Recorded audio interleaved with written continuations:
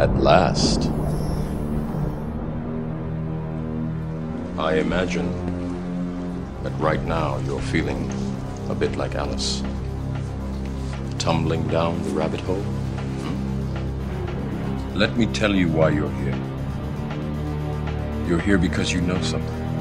What you know you can't explain, but you feel it. You felt it your entire life. There's something wrong. You don't know what it is, but it's there, like a splinter in your mind, driving you mad. It is this feeling that has brought you to me. Do you want to know what it is?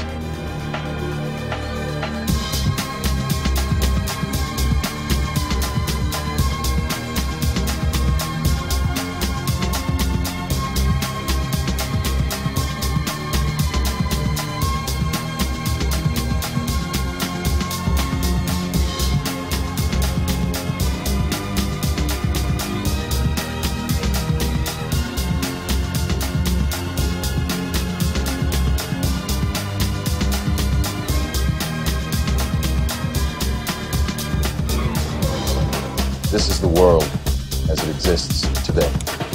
Children among those wounded in the latest wave of airstrikes and tank fire. The civilian death toll in Gaza is rising by the day, and the humanitarian crisis is deepening. Each other off. And it's time that some of us woke up to this reality, to understand that people who try to maintain empires and create empires do it by manipulating the people they're trying to conquer. Control. You have to let it all go, Neo. Fear, doubt, and disbelief. Free your mind. Now, if that isn't a hazard to this country, how are we going to keep building nuclear weapons? You know what I mean? What's going to happen to the arms industry when we realize we're all one? It's going to fuck up the economy. The economy that's fake anyway. The economy that's fake anyway. The economy that's fake anyway. See why they've got cracking down. The economy that's fake anyway. On the idea of experiencing unconditional love. The fact is, society today is backwards, with politicians constantly talking about protection and security rather than creation, unity, and progress. The U.S. alone now spends about $500 billion annually on defense. That is enough to send every high school senior in America to a 4-year college. In the 1940s, the Manhattan Project produced the first true weapon of mass destruction. Imagine what our life would be like today if that group of scientists, instead of working on a way of killing people, worked on a way to create a self-sustaining, abundant world. Life today would be very, very different if that was their goal. And you have to think beyond the narrow sphere of war into the wider sphere of politics and economics. When you think all this through, see, and you find out what's involved in the long run.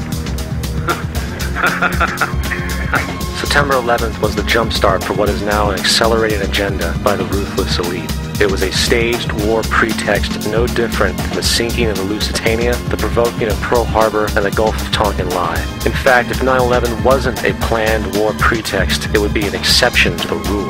It has been used to launch 2 unprovoked illegal wars, one against Iraq and one against Afghanistan. The destabilization of Iraq is exactly what the people behind the government want.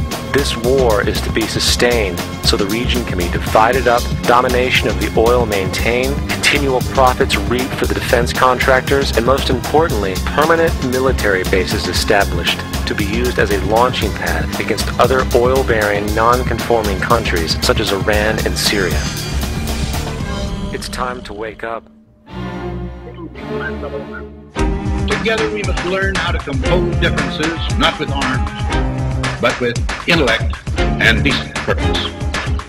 As one who has witnessed the horror and the lingering sadness of war, we yet realize that America's leadership and prestige depend not merely upon our unmatched material progress, riches, and military strength, but on how we use our power in the interests of world peace and human betterment.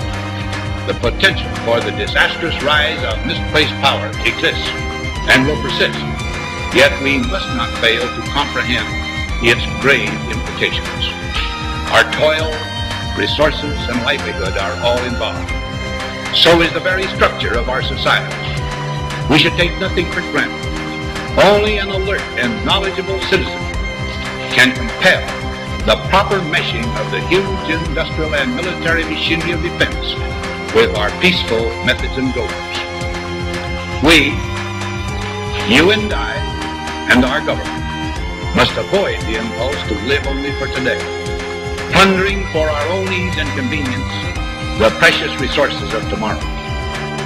Every one of us will go home with the most profound impression of what a strong, vital people can accomplish. And I think that this journey has illuminated the minds of 180 million people of what a great opportunity and privilege we have to be associated together in our common cause. We pray that peoples of all faiths, all races, all nations may have their great human needs satisfied, that those now denied opportunity shall come to enjoy it to the full.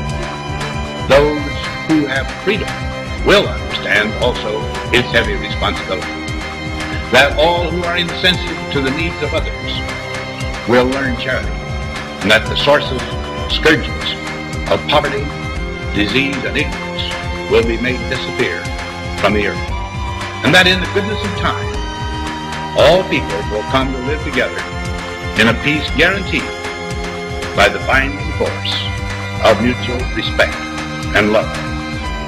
Thank you, and good night.